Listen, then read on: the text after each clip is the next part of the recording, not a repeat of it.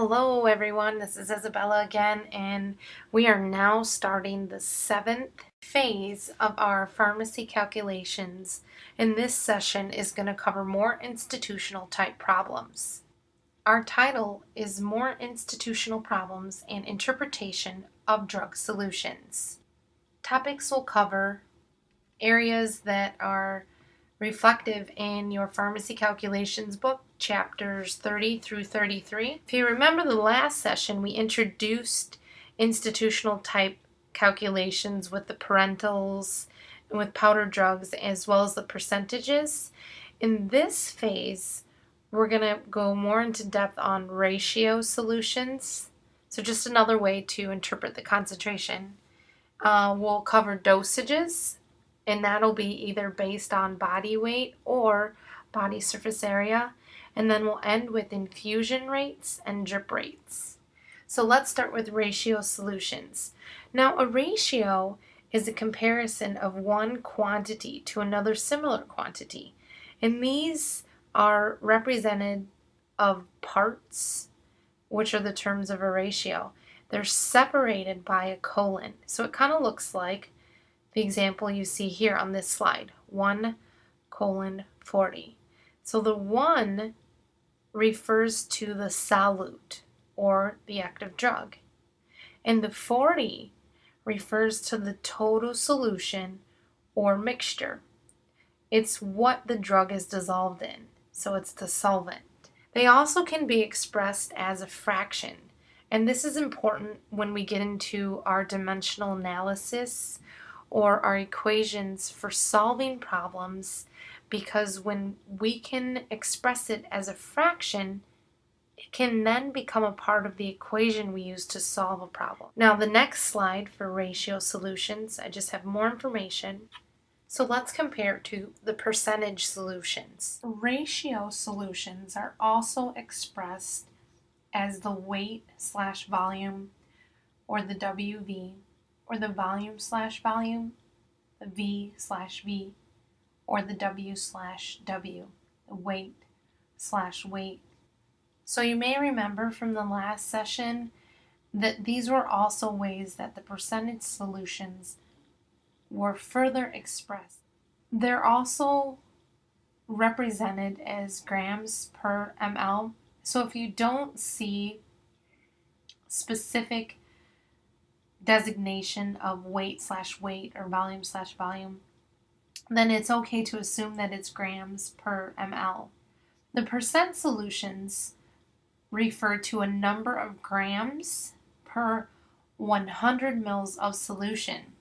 But with ratios, it's whatever that first number is, which represents the grams of drug, to that second number would represent the milliliters that it's present in.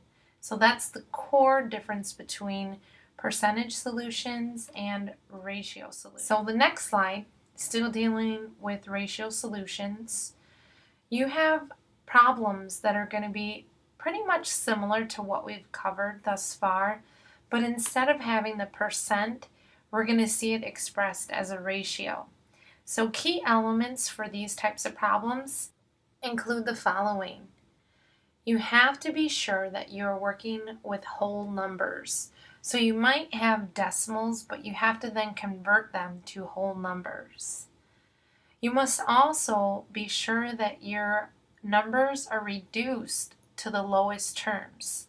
So usually it works out that the first number can be divided by itself and the second number be divided by that same number. So in the end, your first number is going to usually be a 1, and then the second number, some other whole number. So now let's look at a ratio solution example. In this question, we are asked how many grams of a drug are needed to prepare 500 mils of a 1:300 weight/volume solution. Because we're solving for grams, we want grams to be the top of our first fraction. It appears, though, that we don't have grams to work with, but remember, knowing how to interpret ratios is going to be the key. Because when you see the 1:300, that really means that there's 1 grams of active drug per 300 mils of drug solution. So we have the 1 gram over 300 mils. Because we have mils on the bottom, we know that mils have to be the next unit incorporated. We go back to our problem and we notice that we're trying to calculate for grams that's present in 500 mils. So we're going to multiply it by 500 mils. So 1 gram over 300 mLs multiplied by 500 mLs gives us 1.7 grams. Now, we can ask ourselves, is each fraction a true statement? In this case, yes, it's true. 1 gram of drug is present for every 300 mils of solution. That's important too. We have to make sure that each fraction represents something true. So now let's take a look at a video illustration of a similar type problem. Okay, now we're looking at an illustration that is going to show us how to solve a problem that uses a ratio. So this type problem is actually, it's very similar to what we've already been doing. However, what's incorporated is this ratio here.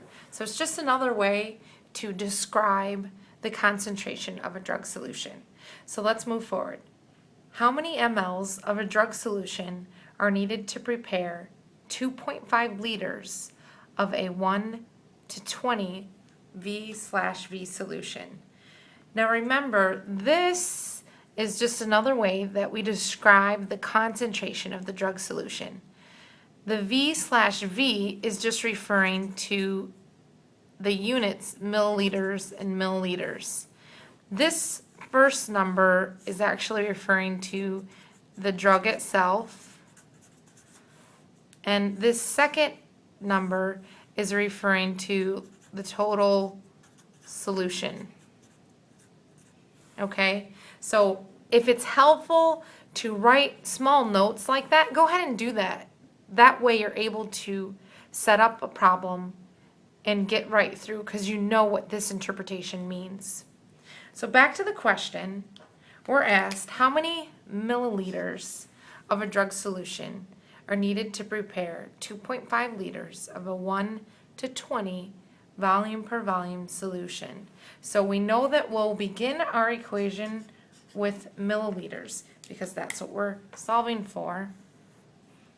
And it's referencing the drug, so we're actually going to have 1 ml over 20 mLs.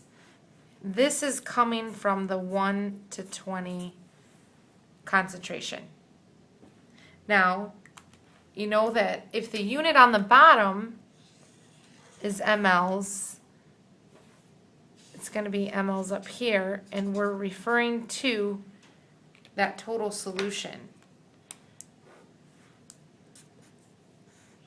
So I don't have anything else with milliliters, but I do have liters, so that's a flag. I have to bridge milliliters to liters, and we know that there's 1,000 milliliters in 1 liter.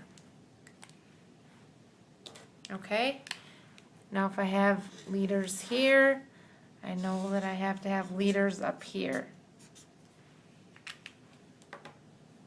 So the last thing we'll incorporate, and I'm sure you already guessed it, is this 2.5 liters, the total solution that we're trying to make.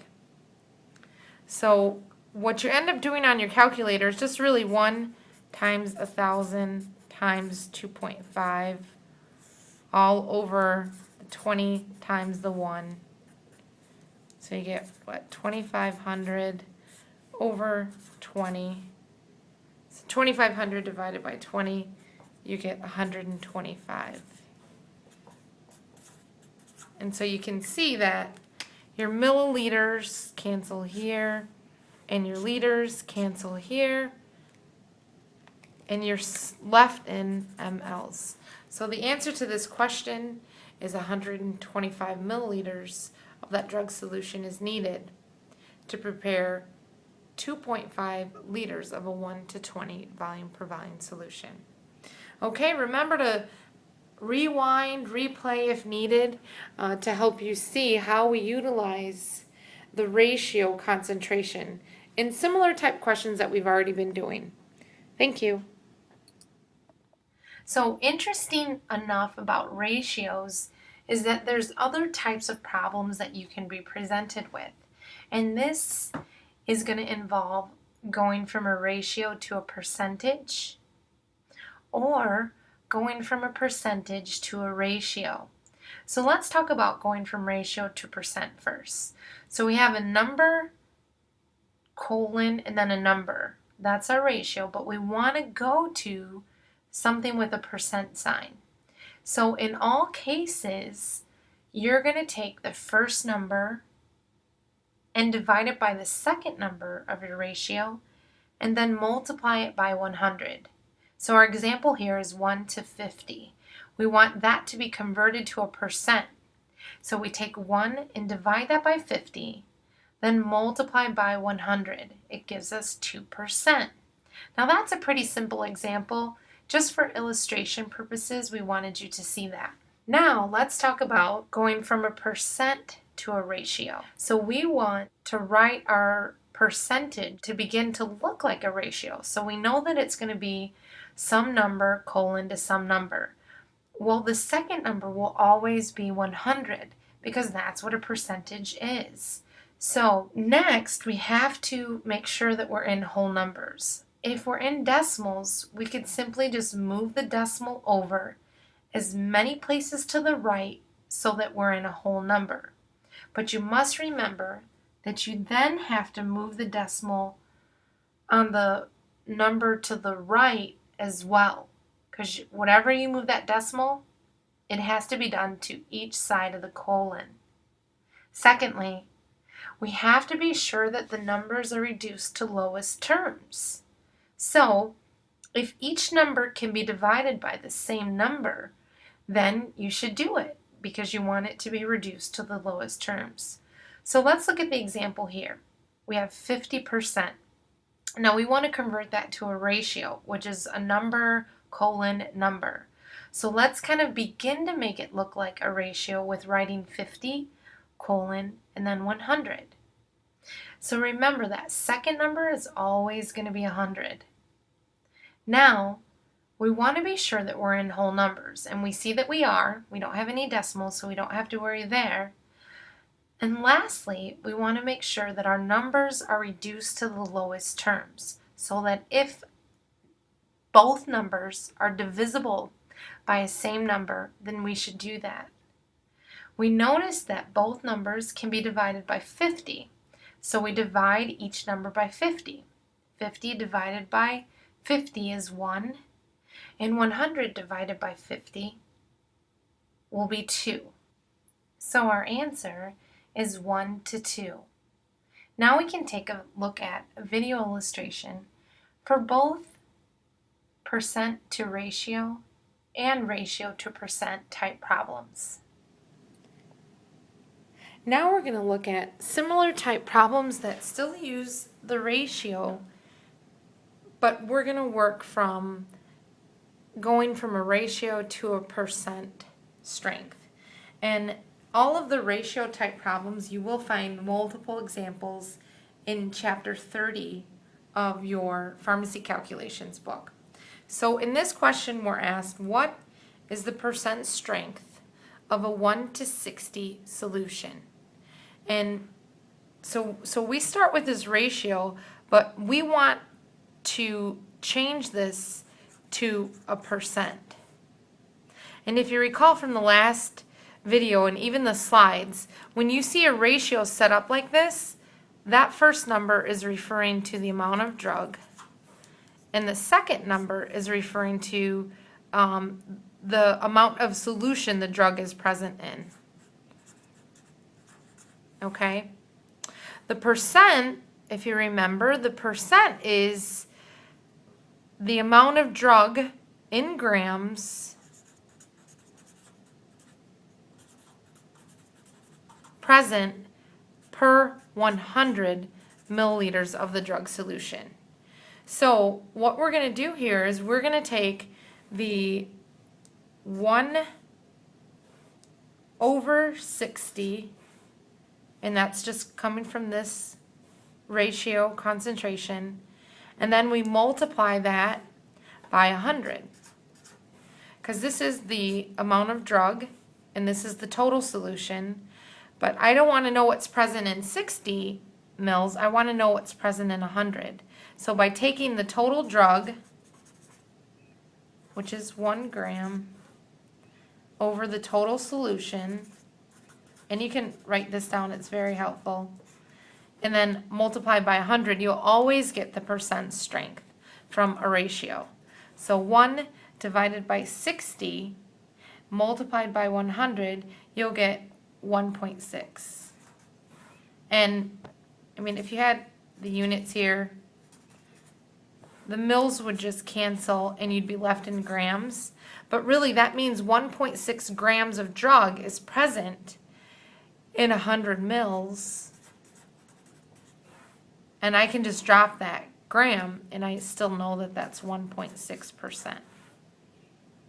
Okay, so this is going from a ratio to a percent strength. Just remember the total drug divided by the total solution and then multiplied by 100 will solve for the percent strength. Now we're going to take a look at an example question that takes us from a percent to a ratio. So we're given this 0.01% and we're asked to express it as a ratio.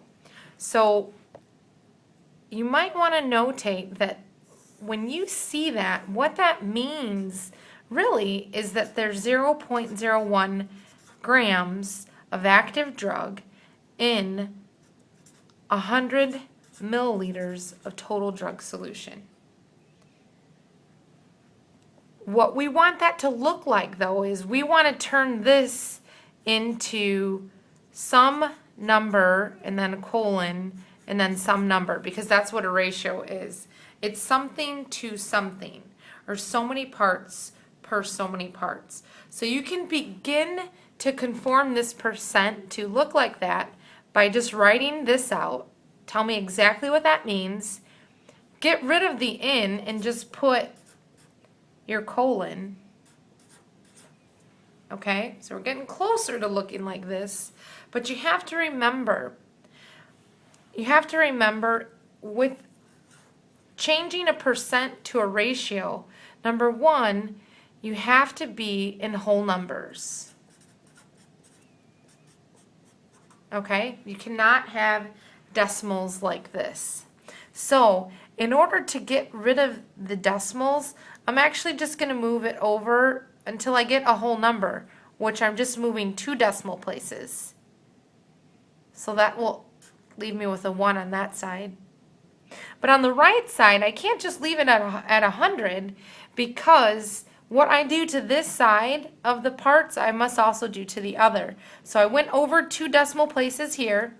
I must also go over 2 decimal places here, and I end up adding 2 zeros to my figure here.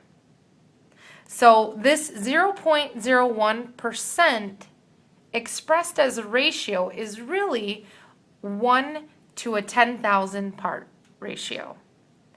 So the last would be, and in this case I don't have to worry about it, but the last step that you would want to make sure is that you've reduced. You don't want 2 numbers that could then be divisible by a common number. So this, I can't go any lower than 1 and still have a whole number. So this is my final answer, 1 to 10,000. So this question walked us through going from a percent to a ratio.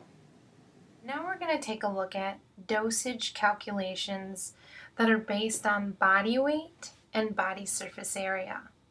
These types of problems allow for a greater accuracy in dosing, and such is a needed thing when we're working with geriatrics, our elderly population, or our pediatrics, our young ones. So sometimes you can use this Clark's rule, which is a formula used for pediatric dosing that takes the weight of a child divided by 150 pounds multiplied by the adult dose will give you the dose for the child. But you can also use just the conversion of pounds to kilograms and then just multiply that by the milligram per kilogram dosage that's typically given for most drugs. This type of calculation is also necessary for more potent type drugs that you really need to be sure you're accurate and fine-tuned on the dosing, and such is the case with chemo-type drugs. Your doses can be expressed in either milligram to kilogram, like I explained earlier, or it can be microgram to kilogram, and in some rare cases, it can be milligram to pound. The conversion factors that are most frequently used, or that we'll definitely want to highlight for this particular area, is the 2.2 pounds for every 1 kilogram. Now, sometimes when you're working with the neonates or the pediatric dosing, you would use the 1,000 grams to 1 kilogram. Let's take a look at an example for a dosage based on body weight.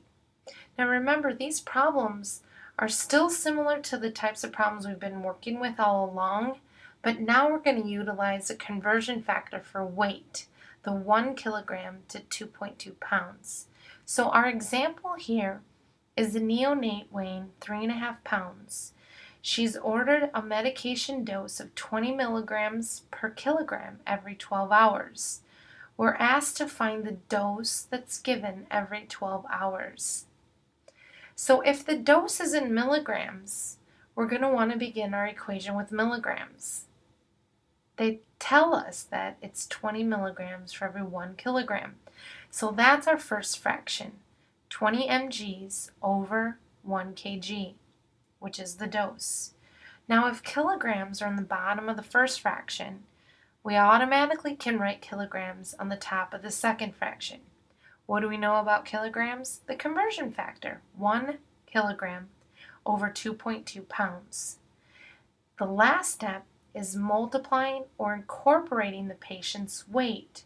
So we're going to multiply all that by the 3.5 pounds. So when we punch all that into the calculator, 20 divided by 1 times 1 divided by 2.2 times 3.5, it gives you 32 milligrams.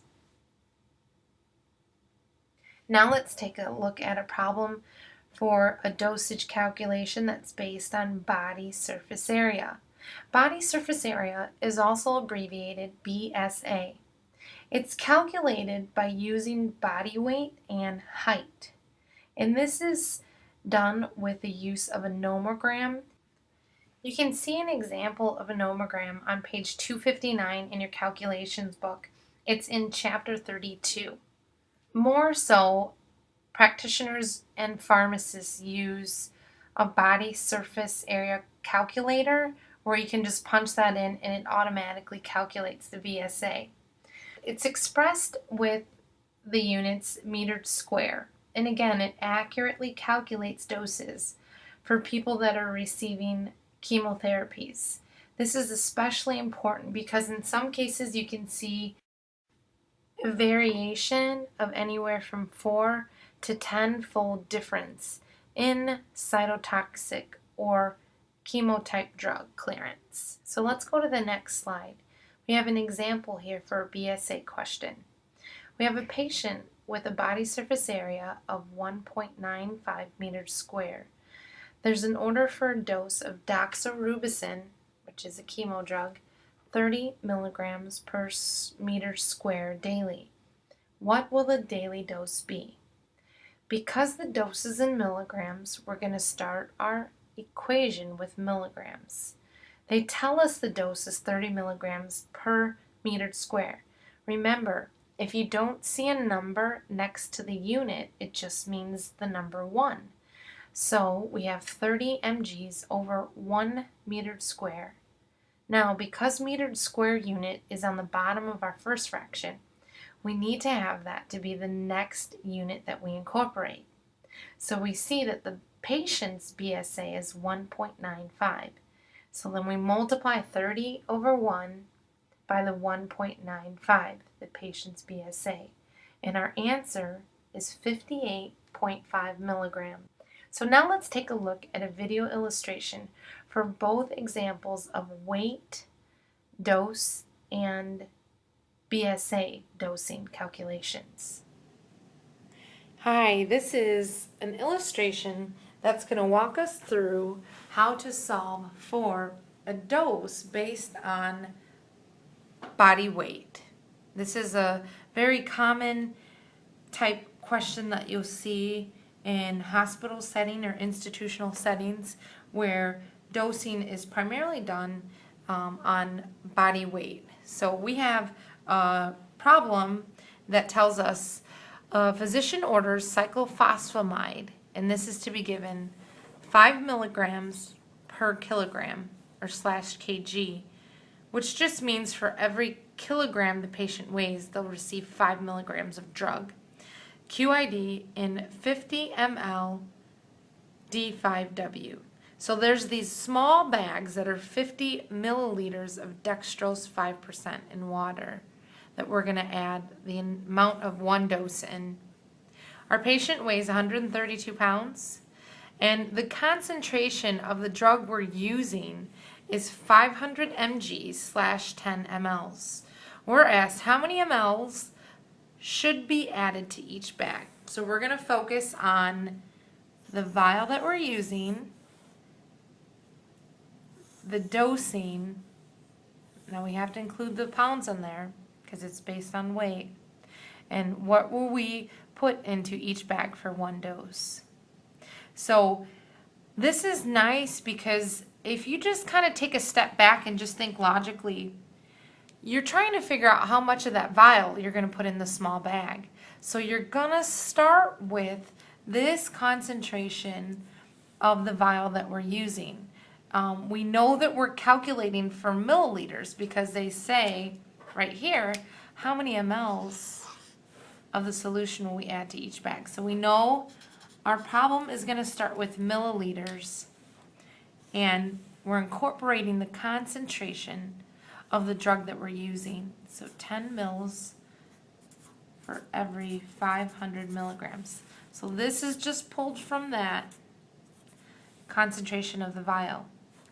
Now, if you have milligrams on the bottom here, we know that we'll have milligrams on the very top of the next fraction. So this is where we're going to incorporate the dose, which they tell us 5 milligrams should be given for every 1 kilogram the patient weighs. See, it just says /kg, but really it means 1. If we have kg here, we know that that will again be the next unit that we use. Now I don't have anything else with kg. I've already used the dosing, but I do have this 132 pounds. So I have to bridge from kilograms to pounds. And that conversion factor, which you want to memorize, is that 1 kilogram is equal to 2.2 pounds. So the last step, I know I'm going to incorporate pounds here. And that's where I'll use the patient's weight of 132 pounds. So we're finally done with setting it up. Remember, this is from the vial. This is the dose. This is a bridge to get me from kilograms to pounds. And then the last piece is the patient's weight. So, and we'll just end up multiplying 10 by 5 by 1 by 132. And I can just write this over here. Just so you can kind of see this played out on your calculator. And we get 6,600. And then on the bottom, you'll have 500 multiplied by 1 multiplied by 2.2. And we get 1100 on the bottom. So 6600 divided by the 1100, I'll rewrite it so you can see that. You can see the zeros canceling, the 11 easily going into 66. So we're left with 6 mLs. So this is an example again for dosing based on weight, and you can see this played out. If you have any questions, please rewind and then maybe go back through. Contact us by email or even on a forum, and we would just love to help you in any other way. So thank you for your time in watching this long illustration of a weight dose question. And the last concept that will close up this session is infusion rates or drip rates. An infusion rate is the volume of a solution or a drug that's administered in a set amount of time for an intravenous preparation. So it boils down to total volume over total time. And you can see I've written out some of the units that we use. So volume can be expressed in drops or mLs, and time can either be expressed as seconds, minutes, or hours. The drip rate is just referring to the amount of drops per unit of time. Parenteral drugs, because they're given by injection, this is where we get the problems for finding, the rates of infusion or the amount to be infused. So there is a guide, though, to setting up an equation in this type of problem. And I'll discuss that more when we go to the example problem. So the next slide, infusion rate calculations. The question is going to include the rate of infusion that's in the question. So it can ask you what is the rate of infusion in mils per hour or mils per minute or drops per second. Another type of question can be what time will the next order be needed, or what time will the next bag be needed, or so forth. Another question can be, how long will this given amount last for if it's infused at this rate? And then the last type of question is how much medication will be given or was received in a given time frame if it's at this rate. So let's look at an example. In this example, we have a drug that's administered at 40 micrograms in 25 minutes. The patient is receiving 0.12 milligrams and 1,000 mils of D5W.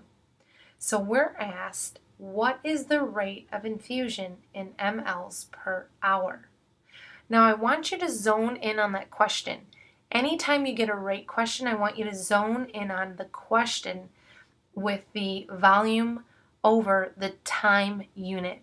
And circle that if you can, because that's going to be your guide in setting up your equation. So that what you see to the left, in this case it's mLs, that's going to be the start of your equation. So that unit you have there will always be the first unit that you will use in your equation. Now, you're going to continue going on with true statements so that the bottom of your first fraction is a direct, true relationship to that top volume. In this case, we know that 1,000 mils is given over 25 minutes. Remember, rate is going to be volume over time. But you know that you must continue with your equation until you've incorporated the unit that's to the right of what's stated in your question. So in this case, it's the infusion rate in mils per hour. Well, we have mLs, but we have to keep going until we've incorporated hour. So back to the first fraction, 1,000 mLs over 25 minutes. Now if minutes is on the bottom of the first fraction, it automatically has to be at the top of the second fraction. What do we know about minutes? Well, we're trying to incorporate hours. So we know that our conversion factor will be minutes to hour. That gives us the 60 minutes over 1 hour. Now we know we're complete with our equation because we have the mLs, you see in red, and then we have hours, you see in green.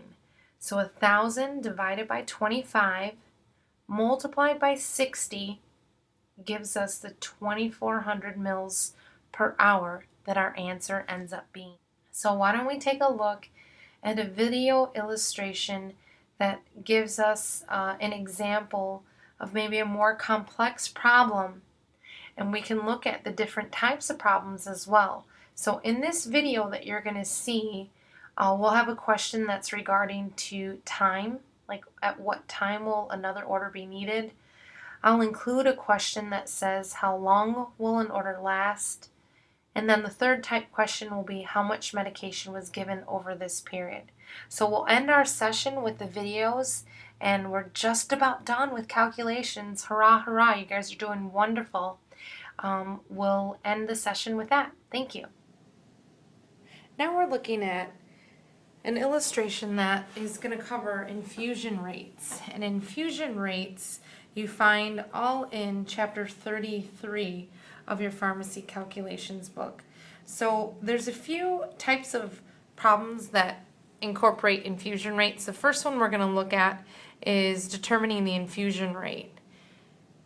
In this question we're given the question, if the infusion rate for 50 mils of D5W contains 3.5 grams of an antibiotic, and it's infused at 200 mLs per hour. So every hour the patient is getting 200 mils of all of this combination.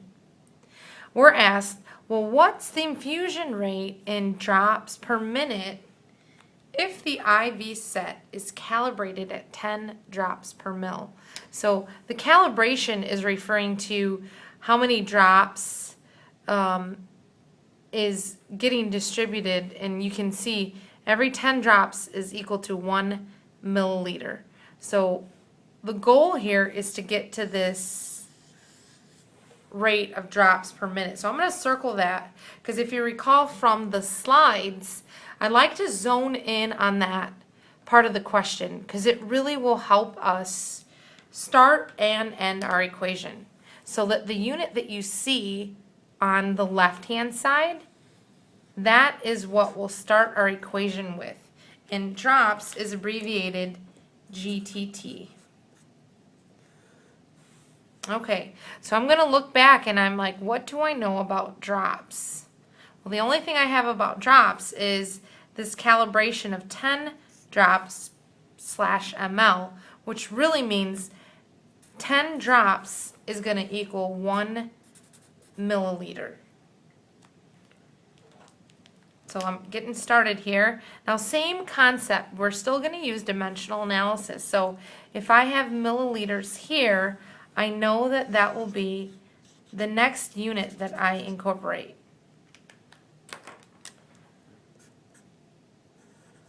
So what will I fill this in with? I look back at my problem and I notice there is another mils. There's actually this mil and this mil. But remember, I must continue to keep going in my equation until I've incorporated the units on the right here, because this circled item is like my tour guide. This is where I start, this is where I stop.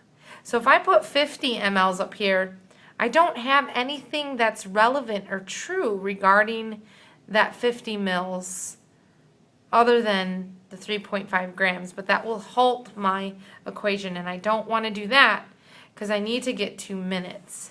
So that leaves me with the 200 mils to use.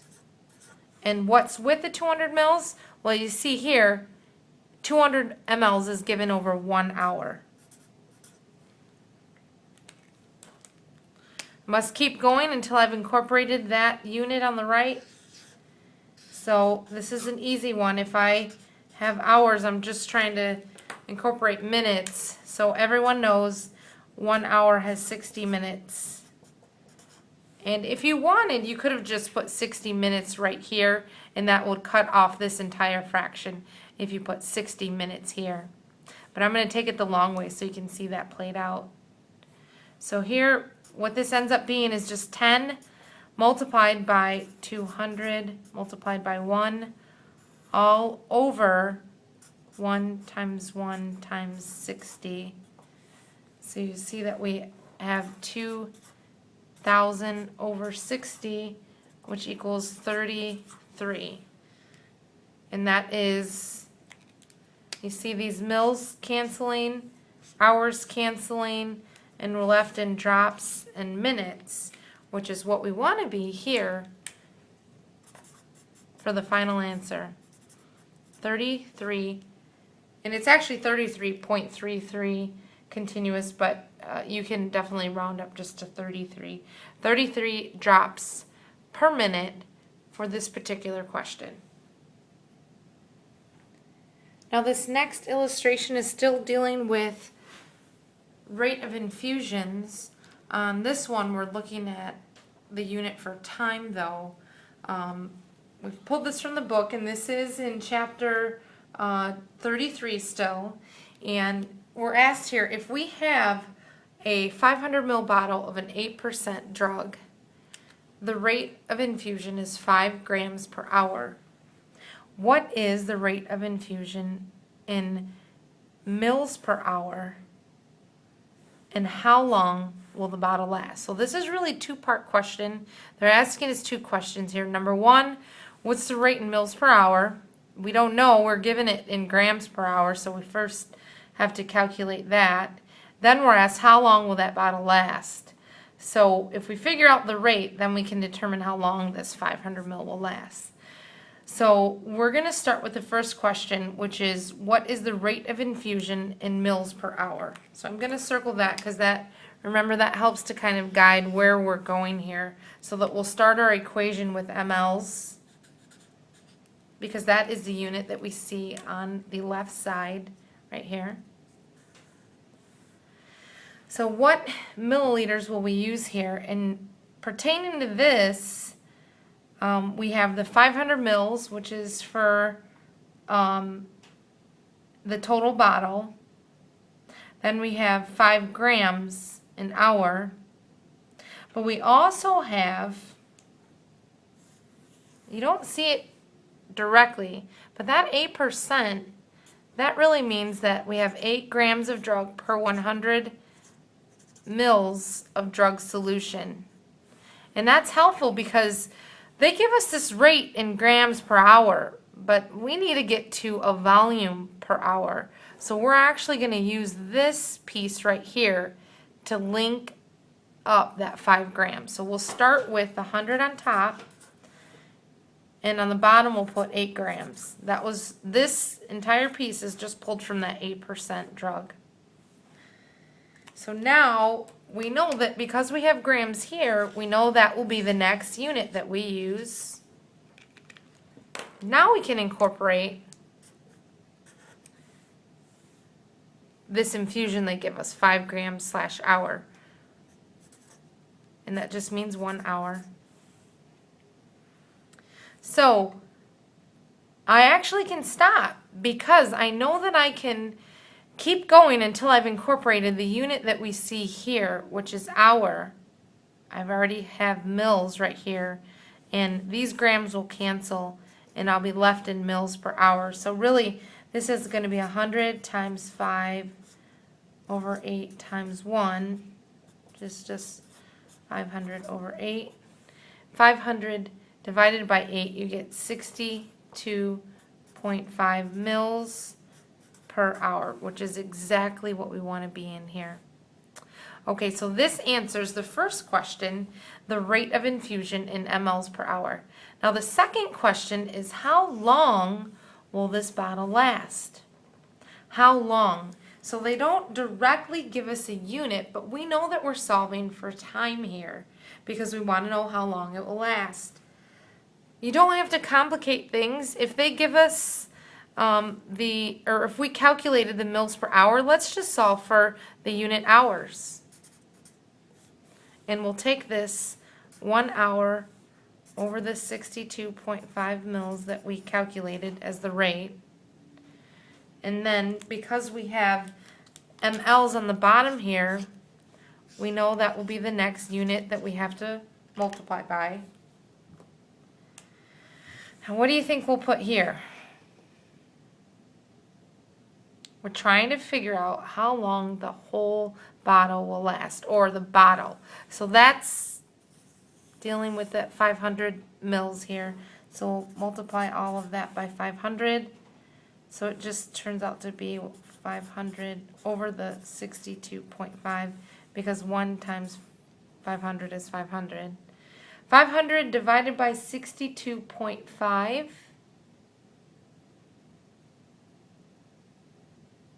We get 8. Okay, so kind of see the units played out here. This is our tour guide, mLs per hour. We had to calculate this first in order to figure out how long this will last. So these are 2 examples in one for working with our infusion rates.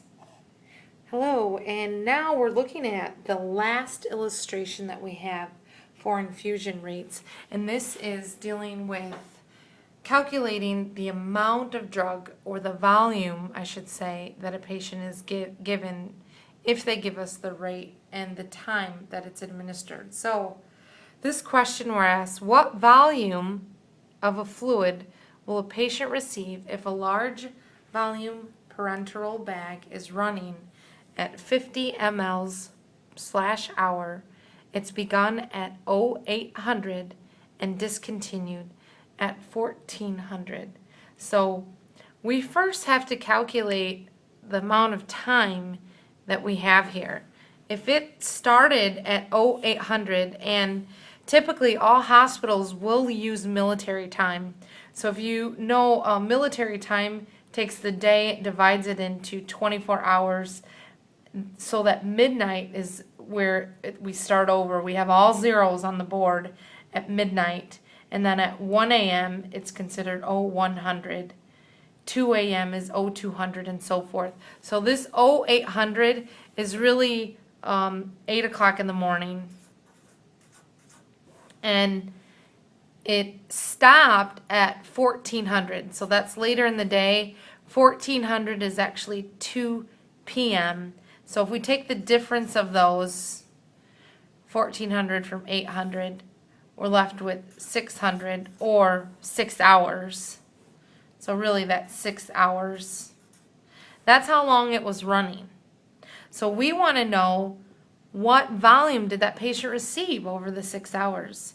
So if we're solving for volumes, let's make it easier on ourselves. The unit they give us is 50 mLs per hour. So we're actually going to start with 50 mLs over 1 hour. Then we multiply it by the 6 hours, because that's how long it was running. So what that turns out to be is 50 multiplied by 6 divided by 1, we get 300. Your hours cancel and you're left in mLs. So over that 6-hour time frame, the patient received 300 milliliters of volume.